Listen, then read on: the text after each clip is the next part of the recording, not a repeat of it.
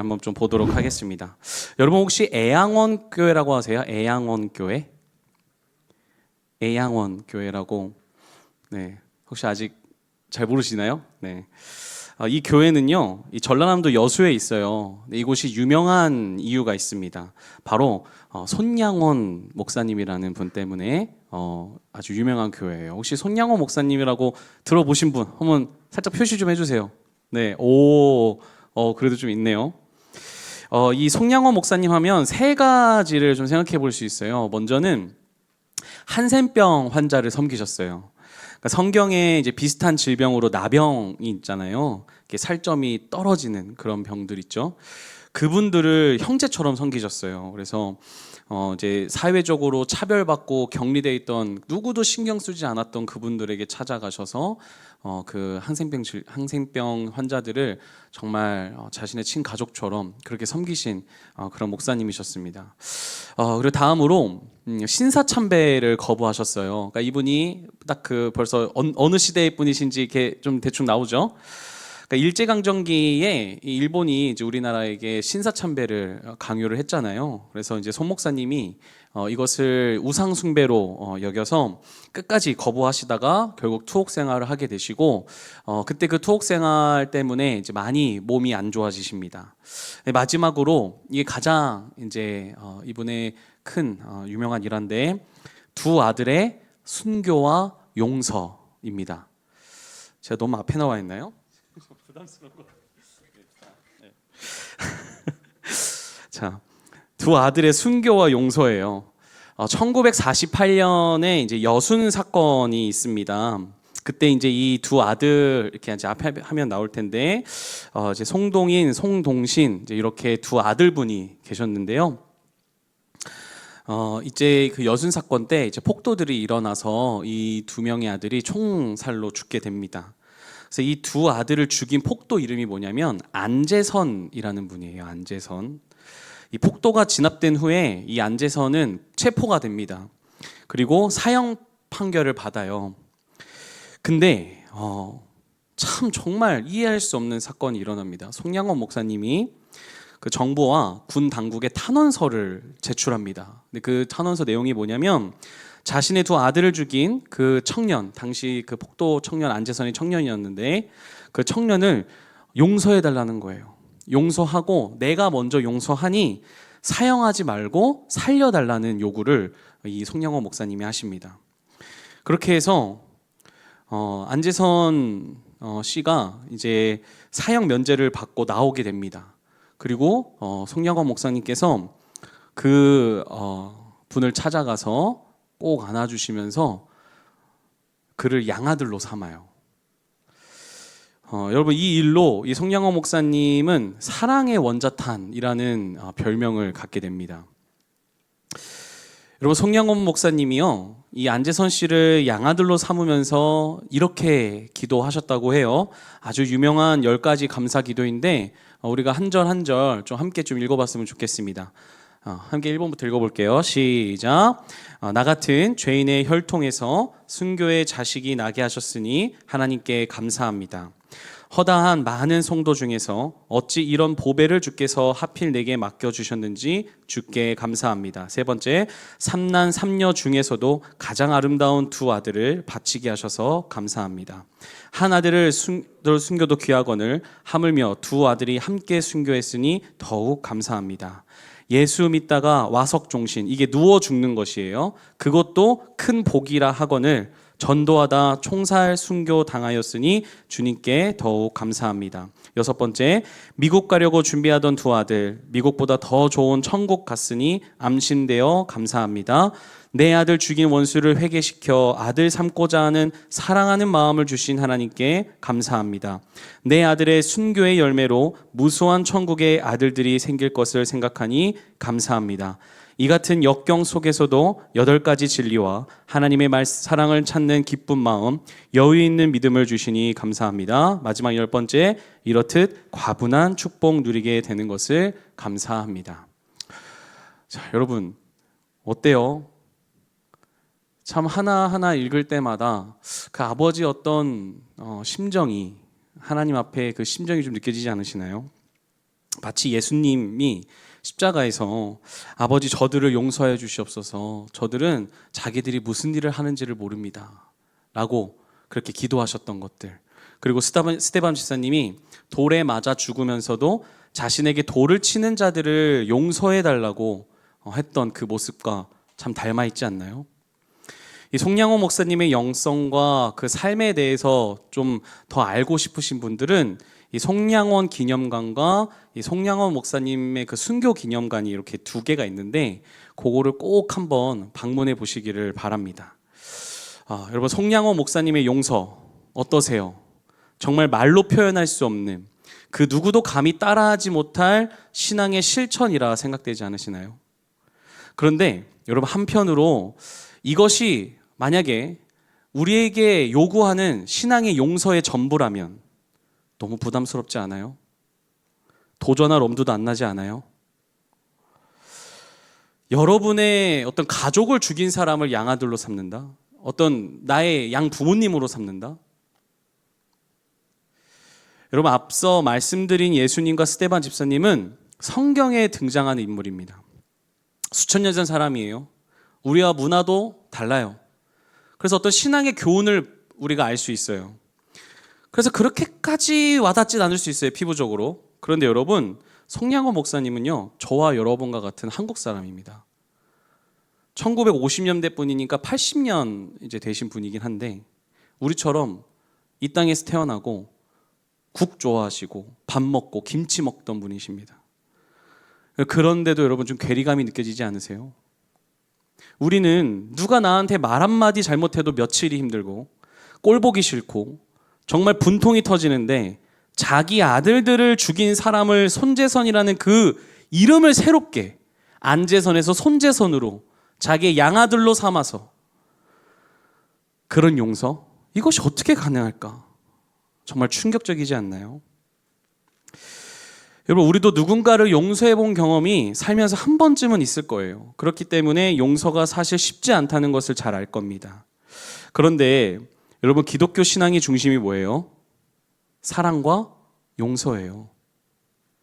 왜냐하면 기독교의 구원은 그리스도의 십자가 사랑을 통해서 하나님으로부터, 하나님의 진노로부터 받는 구원이거든요. 그러니까 우리가 흔히 지옥에 가는 거를 뭔가 마귀가 나를 지옥으로 끌고 간다라고 생각하지만, 여러분, 그런 게 아니에요. 성경을 잘 보면 로마서에 뭐라고 나와 있냐면, 너희들의 구원은 하나님의 진노로부터의 구원이에요. 그러니까 하나님의 진노, 그날에 하나님이 심판을 하실 때 용서받는 자, 하나님의 진노로부터 면책을 받는 것이죠. 여러분, 그러면 그게 구원이라면 가장 잘 실천되어야 될 곳이 어디인 것 같으세요? 가장 잘 실천돼야 될 곳이 어디인 것 같으세요? 그래, 교회. 그렇죠? 교회가 잘 실천돼야 될 것 같지 않으세요? 그런데 여러분, 진짜 그래요? 희한하지 않아요? 일반적인 관계보다, 사회보다 더 인색한 곳이 교회인 것 같지 않아요? 제가 교회에서 많은 사람을 만나면서 느낀 게 뭐냐면, 아니, 다들 사회에서는 안 그럴 것 같거든. 근데 교회만 오면 어린아이와 같이 되는 사람들이 많아요. 마치 여기를 서비스를 당당하게 요구하고 그 요구에 맞춰주지 않으면 아주 흔히 말하는 진상이 되어버리는 듯한,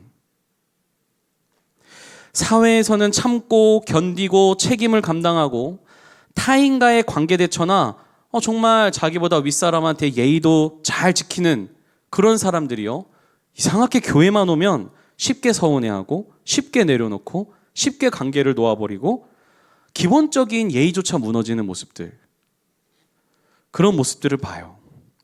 여러분, 교회는 신앙을 배우는 곳이고 신앙은 우리의 인격을 새롭게 합니다. 그래서 우리는 교회에서 더 성숙한 모습을 취할 수 있어야 돼요. 용서도 마찬가지예요. 근데 여러분, 용서가 뭐예요? 잘못했다고 찾아와서 빌면 반드시 용서해줘야 되는 건가요? 자기 잘못을 인정하지 않고 지금도 어디 가서 내 얘기 막 수덕수덕거리면서 나를 흉보고 있는데 그래도 내가 가서 먼저 용서해줘야 되는 거예요?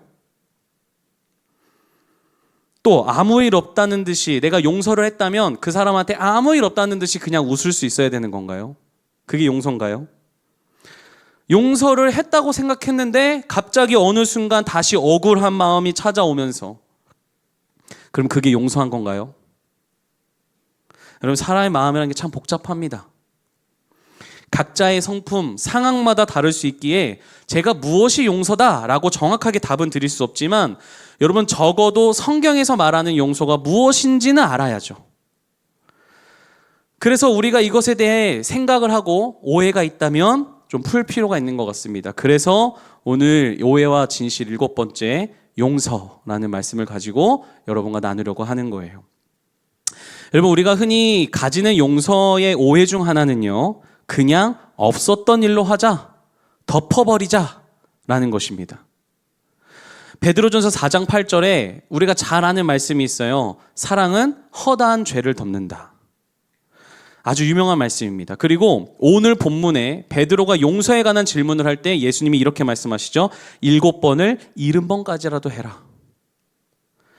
용서는 다 없던 일로 하는 걸로, 뭔가 그냥 아무것도 없었던 걸로 치자라고 생각하기 쉽지만, 여러분 이렇게 되면요, 뭐가 불균형해지냐면 정의가 없어요. 그냥 없었던 걸로 치는 건 정의가 없어요. 오늘 우리는요, 이 마태복음 18장 후반부를 지금 보고 있는데, 원래는 15절부터 봐야 이 맥락을 정확하게 알 수 있고 균형이 맞거든요. 정의가 무엇인지. 자, 그래서 우리 마태복음 18장 15절 함께 한 목소리로 읽겠습니다. 시작. 내 형제가 너에게 죄를 짓거든 가서 단 둘이 있는 자리에서 그에게 충고하여라. 그가 너의 말을 들으면 너는 그 형제를 얻는 것이다. 자, 네 형제가 너에게 죄를 짓거든 이라고 시작해요. 성경에서 형제라고 하는 건 나라나 아니면 어떤 신앙의 그 같은 소속, 공동체를 뜻하거든요. 그러니까 한마디로 교회 생활을 하다가 누가 나한테 잘못을 했어. 근데 그 사람한테 어떻게 얘기하라고 하냐면 예수님께서 이렇게 하는 거예요. 어떤 너희들이 교회 생활을 할 때에 누가 나한테 잘못을 하면 그 사람한테 일단은 조용히 사적으로 가서 그 일에 대해서 충고해 라고 하는 거예요. 여기서 충고라는 건 이 엘렌코라고 하는데, 이것은 막 상대방을 비난하고 공격하는 게 아니라 어떤 부분에서 내가 마음에 안 좋았는지 이야기를 나누라는 거예요. 그래서 이해관계를 가지려는 사랑의 태도를 포함합니다. 가가지고 야 씨, 너 왜 그랬어? 이런 게 아니에요. 이해하려고 하는 대화를 필요하라 하는 거죠. 그래서 공개적이지 않은 단둘이 있는 자리라는 것도, 지금 예수님이 말씀하시는 것도 사적인 배려, 사적인 자리도 지금 상대방에 대한 배려하는 자세를 알 수 있어요. 여러분, 우리는 여기서 무엇을 할 수 있어요? 아무리 상대방이 먼저 잘못했다 할지라도 분노의 감정을 앞세우기보다는 사랑으로 관계 회복을 시도하는 자체가 필요하다는 거예요. 자, 근데 보세요. 예수님이 너무 섬세해요. 자, 16절 읽겠습니다. 시작. 그러나 듣지 않거든 한두 사람을 더 데리고 가거라. 그가 하는 모든 말을 두세 증인의 입을 빌어서 확정 지으려는 것이다. 아멘. 그런데 여러분, 예수님이 이렇게 말씀하세요. 얘기를 했어. 따로 둘이 불러서 얘기를 했는데 상대방이 듣지 않대. 인정을 하지 않는데. 그래서 뭐 대화도 하지라도 않는데, 잘못도 인정을 안 해. 그러면 두세 사람이 가서 확정하래요. 근데 여기서 확정이라는 것도 원어를 보면 무슨 내 편 들어줄 만한 사람들을 데려가가지고 걔를 정죄하고 막 이러라는 게 아니라, 한 사람을 더 데리고 가라는 거는 그 문제에 대해서 더 같이 객관적으로 판단할 수 있는 사람이 필요하다는 것입니다. 내 편 들어줄 사람 데려가가지고 봐봐 얘도 그러잖아가 아니라는 거예요. 그래서 다시 한번 그 문제를 객관적으로 보고 관계 회복을 시도하라는 거예요. 그런데 17절 읽겠습니다. 시작. 그러나 그 형제가 그들의 말도 듣지 않거든 교회에 말하여라. 교회의 말조차 듣지 않거든 그를 이방 사람이나 세리와 같이 여겨라. 아멘. 그래도 말을 듣지 않으면 교회에 알리래요. 이제는 개인의 문제가 아니라 공동체가 함께 다루어야 할 문제라는 거예요. 저도 이제 어쨌든 누군가를 가르치고 부서를 인도하는 입장에서 그런 사람들을 보게 됩니다. 한두 번 권면하고 그러면 안 돼, 그렇게 하면 안 돼 라고 하는데도 불구하고 그것에 대해서 수용하지 못하고 계속해서 공동체에 피해를 주면 저는 결단을 하고 치리할 수밖에 없겠죠. 제 권한이 아니라 그것이 우리 공동체를 지키는 일이니까요. 지금 그 얘기를 하시는 거예요. 끝까지 듣지 않으면 이방 사람이나 세리와 같이 여기라고 하라는 거예요. 근데 이것은 여러분 기억하셔야 돼요. 벌이라는 게 아니에요. 그를 다시 이제 어떻게 보냐면 공동체의 책임을 함께 할 수 있는 사람은 아니지만 전도할 대상으로 여기라는 거예요. 이제는 다시 돌아오기를 기다리는 대상으로 삼으라는 것이죠. 여러분 이러한 맥락을 알고 오늘의 본문 21절을 다시 보면 70번을 7번이라도 용서하라는 것은 그냥 덮자는 것이 아닙니다. 여러분 생각해 보세요. 우리의 죄가 어떻게 용서받았어요? 하나님이 그냥 없던 걸로 하자, 퉁치자 이렇게 하셨어요? 아니요. 죄가 없으신 예수 그리스도께서 십자가에 달리셨어요. 즉 하나님의 공의, 하나님의 정의가 훼손되지 않은 거예요. 여러분 그래서 은혜가요 값싼 은혜가 아니에요. 여러분 우리가 값없이 은혜 받았다라고 해서 여러분도 값싼 은혜라고 생각하시면 안 돼요. 예배 대충 드리고 그냥 여러분의 생활 속에서 신앙은 저기 뒷전에 두고 내가 필요하면 찾고 필요하지 않으면 대수롭게 여기지 않는 거. 여러분 이런 것들 그렇게 생각하시면 안 된다는 거예요. 왜 응답이 없냐? 왜 은혜를 내가 받지 못했냐? 라고 따지는 그런 수준이 아니라는 거예요. 왜요? 그리스도께서 핏값으로 우리에게 주신 자리가 이 자리이기 때문이에요. 여러분 그래서 우리가 예배를 생명과 같이 여길 수 있는 좀 그런 신앙의 자세가 정말 우리에게 좀 있었으면 좋겠어요. 용서도 마찬가지예요. 희생이 따르고 때로는 뼈를 깎는 듯한 아픔이 따르는 것입니다. 그래서 두 번째 오해는 뭐냐면요. 용서하면 더 이상 아프지 않아야 하는가? 라는 거예요. 내가 아프지 않아야 용서한 거 아닌가? 라는 오해예요. 상처가 여전히 아픈데 스스로 안 그렇다고 속이는 거예요. 그런데 그러한 용서는요, 오히려 더 큰 파괴적인 모습으로 나의 인격을 해칠 수 있습니다. 용서했는데도 아프면 그거는 용서하지 않았기 때문이 아니에요. 용서를 했어도 그때 일을 다시 떠오르게 하는 어떤 비슷한 경험, 어떤 그런 비슷한 상황을 마주하게 되면 또 아플 수 있습니다. 그리고 상처라는 것은 꽤 오랫동안 지속될 수 있어요. 상처가 나으려면 당연히 시간이 걸리잖아요. 용서는 상처 치료의 시작을 의미하는 거예요. 시작을 의미하는 거고 아직 그 상처에 대해서 다 아문 거를 뜻하진 않습니다. 여러분 그러면 용서라는 표현이 의미하는 게 무엇일까? 그것은 잘 들으세요. 집착하는 것을 포기하는 거. 그게 용서예요. 뭐라고요? 집착하는 것을 포기하는 거. 그러니까 여러분 연애할 때 집착하는 사람들 만나지 마세요. 알겠죠? 이거 좀 논해예요. 집착하는 사람들, 여러분 집착하는 거, 내가 뭔가에 집착하는 거, 그거를 포기하는 게 용서라는 거예요. 상대방에 대한 분노, 미움, 복수에 대한 그 포기, 그게 용서입니다. 동시에 이러한 감정이 내 안에 아물고 있는 상처를 다시 드러내고 더 깊게 파는 것에 대한 멈춤의 선언이라는 거예요. 그게 용서예요, 여러분. 많은 사람이 자기 감정에 집중해요. 당연히 내가 상처받았으니까 내 감정에 집중해야겠죠. 근데 그것에서 집중해서 용서의 판단에 어떤 내가 용서를 했는지 안 했는지에 대해서 여부를 그렇게 내가 스스로 판단하는데 여러분 실제로 용서는 이것도 잘 기억하세요. 감정적 차원이 아니라 의지적 차원입니다. 밤에 눈을 감으면 그 일에 대한 트라우마가 떠오르고 다시 마음을 혼잡하게 한 어떤 슬픔, 분노, 그런 감정들이 차오르는 거. 그래서 막 복수에 대한 상상이 펼쳐지는 거. 그것을 계속 감정을 붙드는 것이 아니라 더 이상 그 생각에, 그 감정에 나의 시간과 나의 어떤 다른 것들에 먹이를 주지 않는 거, 그 의지를 멈추려고 하는 거, 그 감정에 대한 것을 의지로 멈추려고 하는 거, 여러분 그게 용서라는 거예요. 그렇다면 그렇게 하면 안 억울할까요? 억울하죠. 아프지 않을까요? 아프죠. 아프다니까요. 그러나 그 억울함과 슬픔의 깊이를 나 스스로 더 파내지 않는 거예요.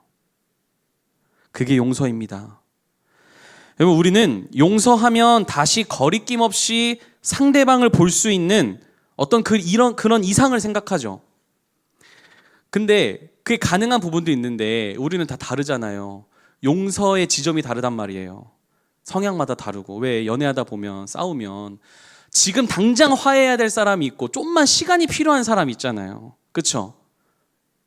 저하고 제 아내는 어땠을 것 같아요? 저는 지금 화해하고 들어가야 돼. 제 아내는 시간이 필요해. 그래서 계속 기다려요. 1시간이고 1시간 반이고.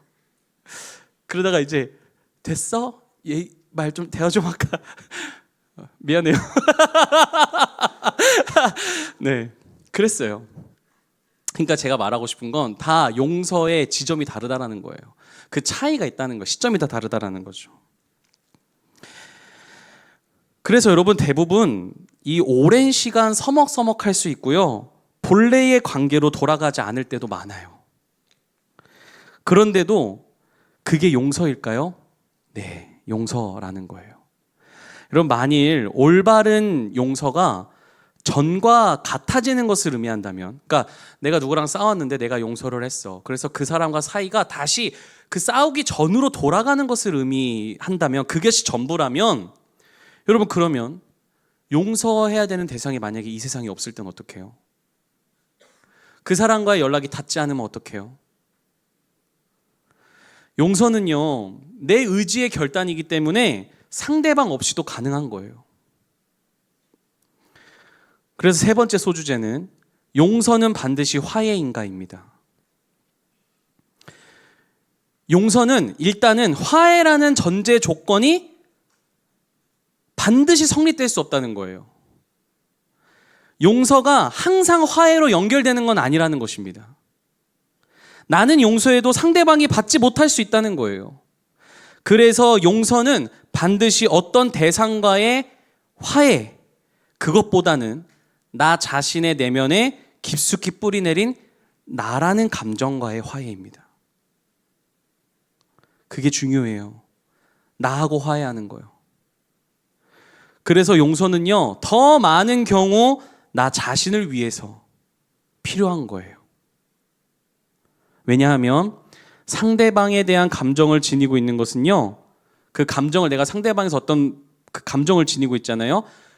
그것만큼 어떤 내 자신 안에서도의 어떤 감정은 지금 묶여 있기 때문이에요. 속박당하고 있다고요. 나도 어느 부분에 있어서는 지금 묶여 있는 거예요. 따라서 용서는 상대방을 풀어주는 사건이기도 하지만 동시에 여러분, 나 자신을 해방하는 거예요. 여러분, 이미 예전부터 많은 연구 결과에서 미움과 복수와 같은 그런 감정은 우리 몸을 해친다라는 것을 이미 증명이 되었죠. 그러니까 용서는요, 나를 살리는 일이 된다라는 것입니다. 공자가 이런 말을 했다고 해요. 저도 이제 이 설교 준비하면서 찾아봤는데, 복수의 칼을 갈기 전에 무덤 2개를 파라. 하나는 적을 위한 것이고 다른 하나는 나 자신을 위한 것이다. 복수라는 게 그렇다는 거예요. 여러분, 실제로 자신의 가족을 죽인 범인에게 복수하기 위해서 그 사람 나오면 죽여버려야지 하고 30년 동안 머릿속에서 계속 그 분노하며 어떻게 설계하고 이렇게 해서 이렇게 죽여야겠다를 매일 훈련하고 반복했던 사람이 있었는데, 그 출소자가 출소하지 못하고 거기서 죽어버렸대요. 그래서 그 소식을 듣자마자 그 인생에 엄청난 허무함을 느꼈다고 합니다. 30년 동안 그 사람에게 복수하기 위해서 아무것도 하지 못하고 오직 모든 인생이 그 복수만을 위해서 초점이 맞춰져 있었기 때문이죠. 여러분, 용서는 나의 미래와, 복수는 나의 미래와 영혼까지도 함께 불태워 버릴 수 있다는 것을 우리가 알아야 돼요. 그렇기에 오늘 예수님께서 70번을 7번까지라도 하라. 원수를 사랑하라. 원수를 사랑하고 나를 박해하는 자를 위하여 기도하라. 라는 그런 하나님의 용서의 말씀을 하시는 것입니다. 한편으로는 우리가 이렇게 생각할 수 있어요. 너무 쉽게 말씀하시는 것 같다. 지금 내 상황을 모르니까 그렇게 얘기하시는 것 같다. 그런데 여러분, 지금까지 잘 이 설교를 들었으면 뭘 생각할 수 있어요? 사실 이 용서는 누구를 위한 거예요? 나를 위한 거예요. 나 자신을 위한 거. 우리는 안 좋은 일이 생기면 약간 그런 거 있지 않아요? 저도 이런 거 되게 많거든요. 지나간 뒤에 이런 거잖아요. 내가 왜 그때 이 얘기를 하지 못했지? 약간 이런 거. 시간이 지난 다음에 내가 그때 이 얘기를 이 논리로 접근했어야 됐는데 약간 이런 거 있잖아요. 대부분 이렇게 하지 못하는 사람의 특징이 뭔지 아세요? 감정이 벅차오르는 사람이고요. 그 억울함 있잖아요. 그 상처, 그 분노에 휩싸여서 그 상처의 일이 크면 클수록 나를 그 감정 속에 스스로 묶어두려고 하지만 여러분, 예수님께서 그렇게 하지 말라는 거예요. 왜냐하면 그런 상태의 나 자신은 나라는 사람에게 내 감정에 묶여서 하나님을 원망하고 혹은 상대방을 저주하기 때문에 하나님 아버지와의 원활한 교통이 이루어지지 않은 그런 영적 상태에 놓이게 되기 때문입니다. 하나님을 위한 영광스러운 삶이 아닌 내 복수라는 틀에 갇혀서 여러분의 이 귀한 일생 한 번뿐인 삶을 허비하기 때문이죠. 그래서 용서는 명령이 아니라 우리를 사랑하시기에 살리기 위한 하나님의 생명의 권면입니다. 70번을 7번까지 그러면 이제 곱하면 490번인데 이거는 숫자로 계산해서 그렇게 하라는 게 아니라 이거는 히브리적 사고에서 무제한적 용서를 결단하라는 거예요. 복수의 화신으로 살지 말고 복음의 화신으로 살아가기 위해서. 그래서 용서하라는 것입니다. 그러나 용서는 여러분 우리의 의지적 결단만으로는 부족해요. 그래서 예수님이 오늘 본문에 이어서 이렇게 하신 거예요. 많은 빚을 용서해 주신 왕의 이야기를 꺼내신 것입니다. 잘 알잖아요. 만 달란트를 빚진 자가 무엇으로 용서받은 존재가 되었는지를 먼저 보여주시는 거죠. 여기에 왕은 하나님이시잖아요. 우리는 만 달란트를 빚진 자예요. 다시 한번 말하면 이거는 평생 갚을 수 없는 죄를 지은, 하나님 앞에 죄를 지은 사람이라는 거예요. 근데 왕께서 그거를 탕감해 주셨다는 거예요. 무엇으로요? 사랑으로요. 나의 의지적 결단만으로는 상대방을 용서할 수 없으니까 너를 용서하신 하나님을 통과해서 봐라. 그것을 지금 우리에게 요구하시는 것이죠. 얘기해 주시는 거예요. 그래야 너희들이 누군가를 다시 한번 용서의 사랑으로 볼 수 있다. 그래야 우리가 누군가를 용서할 그 신앙의 바탕이 생길 수 있기 때문인 거예요. 우리 찬양팀 올라와서 준비해 주세요. 말씀을 정리하겠습니다. 사랑하는 여러분, 사실 우리가 좀 곰곰이 생각해 보면 제가 오늘 좀 되게 좀 무게감 있는 얘기를 했지만 사실 용서라는 단어를 꺼낼 만큼 인생에서 누군가에게 정말 깊이 상처를 받고 정말 힘든 일을 겪는 거는 사실 자주 있는 일은 아닙니다. 보통 뭐 되게 긍정적인 마인드에 있는 사람도 있고 그렇죠? 그런데 그래서 아마 오늘 이 말씀이 나는 뭐 항상 긍정적인 사람이라서 난 뭐 그렇게 용서할 일이 없는데 뭐 그렇게 생각할 수도 있어요. 그래서 말씀이 잘 와닿지 않을 수도 있겠지만 그래도 여러분 마음에 이 말씀을 잘 담아주시기를 바랍니다. 언젠가 말씀이라는 것은 지금 당장이 아니더라도 이 말씀 창고에 잘 저장해 두면 언젠가 여러분 인생 가운데 이 말씀이 사용될 때가 반드시 있습니다. 그리고 또는 이 말씀으로 인하여서 누군가의 인생을 살릴 수도 있어요. 그러니까 이 말씀을 잘 저장해 두시길 바래요.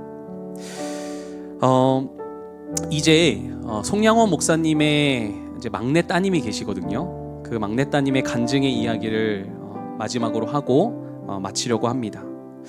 송양원 목사님께서 자신의 두 아들을 죽인 그 안재선 씨를 입양할 때 정말 이해가 되지 않았다 그래요. 여러분, 이해가 되시겠어요? 그게? 사실 그건 아버지의 신앙이잖아. 내 신앙은 아니잖아. 난 아직 어린데. 이해될 수가 없는 게 당연한 거예요. 그리고 동시에 그 당시 따님분에게는 얼마나 큰 상처였겠어요. 아니, 우리 두 사랑하는 오빠를 죽인 사람이 지금 내 집에서 같이 살고 있다니. 정말 말이 안 되는 거죠. 그래서 매일 울었대요. 그리고 그런 믿음을 선택한 아버지가 너무 냉혈한처럼 느껴지고 하나님은 계시지 않은 것 같았대요. 그런데 어느 날 이제 자고 있는데 어떤 소리가 들려가지고 밖에 이제 방문을 나가 보니까 막 울음소리가 들리더래요. 근데 이렇게 가만 보니까 이제 그 두 오빠가 같이 지냈던 방이 있는데 거기서 막 울음소리가 들리는 거예요. 그래서 이 따님분이 이렇게 가서 들어보니까 송양원 목사님께서 그 두 아들의 옷을 부여잡고 막 우시더래요. 여러분, 송양원 목사님의 용서 참 얼마나 큰 의지의 결단이었을까요? 그리고 매일 자신의 두 아들을 죽인 안재선을 보면서 정말 그 그리스도의 사랑의 의지가 꺾이지 않기 위해서 얼마나 하나님께 매달렸을까요?